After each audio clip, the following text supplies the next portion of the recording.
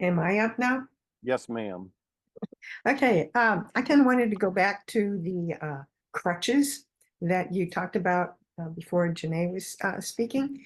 And I guess I just see a caution for myself. And it's because a lot of times we might throw away our current crutches, but then we go and we find something else on the spiritual smorgasbord, and we go with that, and it's a new set of crutches. That's all it is. And Yeah. so, uh, I know myself. I have to rely on some really self-honesty, to the nth degree to say, really, is this helping me, or am I stuck in something, or am I relying on this, to recognize the crutches when they're there? Hmm. So I was wondering if you could say more about that. Sure. Um, it's a very, very good question and a really important. We all take on things that we believe will be helpful for us because of the way we were born into the earth, having forgotten our spiritual nature, having forgotten who and what we truly are. We have this kind of mind that is a blank slate. So fundamental in that is this belief that reality is a constant state of learning.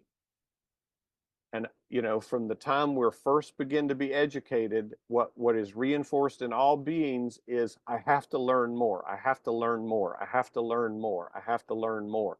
And this belief that if I learn more, well, then maybe I'll be more powerful, or I'll be more skillful, or I'll know more, and then I'll know what to do to be okay or safe, or I'll know how to make money, or whatever the case may be.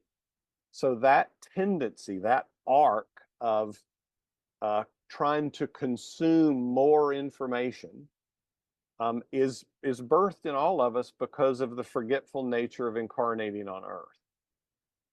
And it's a stretch to say, wait a minute, if it's known in God, who's all knowing, then it's known in me. And what if I was willing to claim that and open to that? Could all knowledge that's necessary flow through me without me having to, quote, have learned it or mastered it or become an expert in the information? So that arc of I need to get more info can often be carried very deep into our spiritual journey.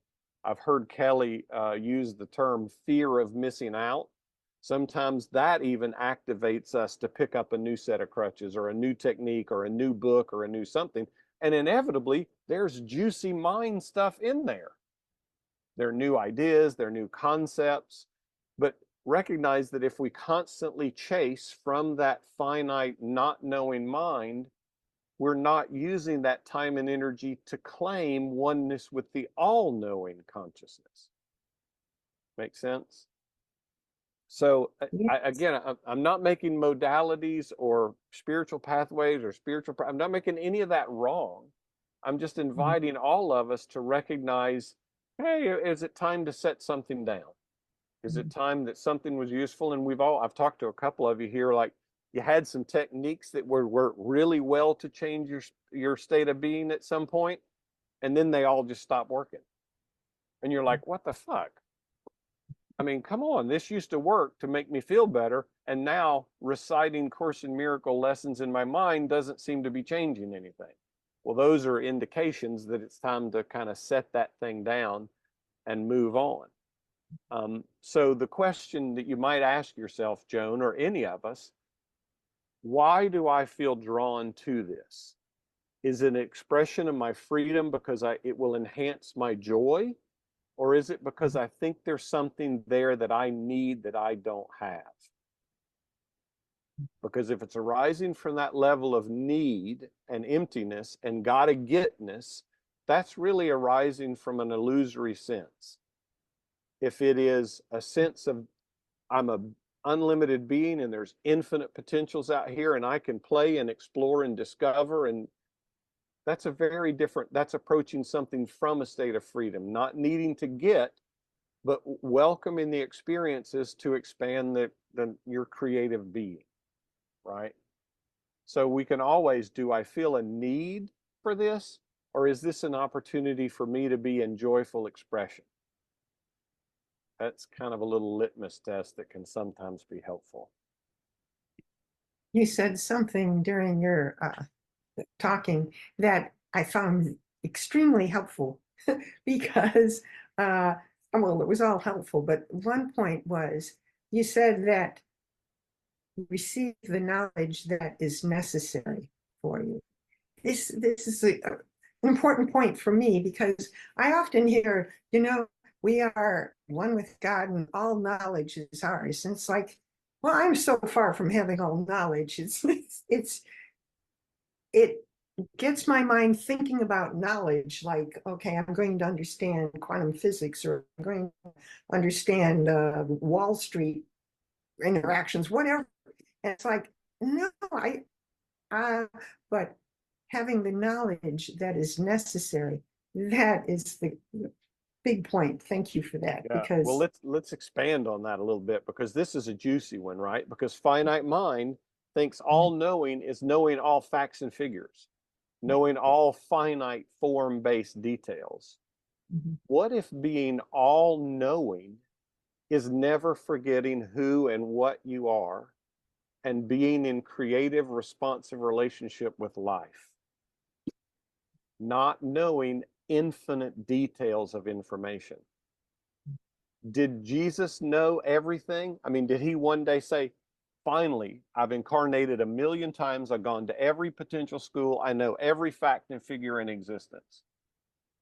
No, but he didn't. He always knew who and what he was in oneness with the source. So all knowledge and wisdom was available to him when he needed it.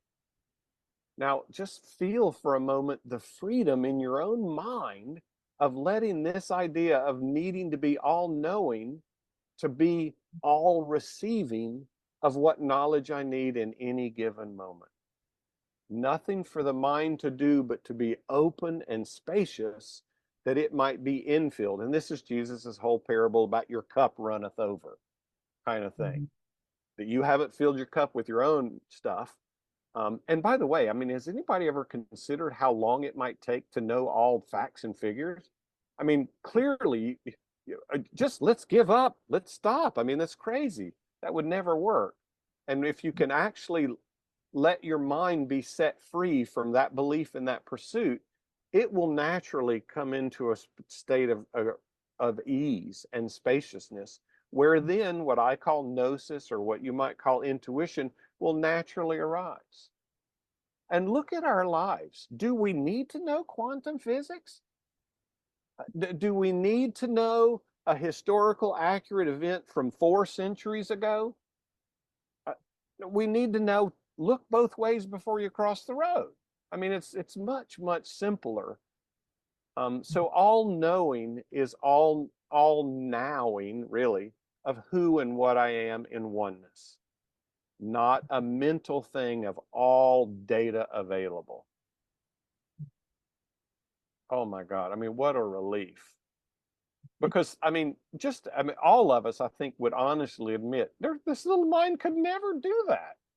I mean, I recognize I can't remember somebody's phone number for 5 minutes. Why would I think I could learn all information in my little finite mind?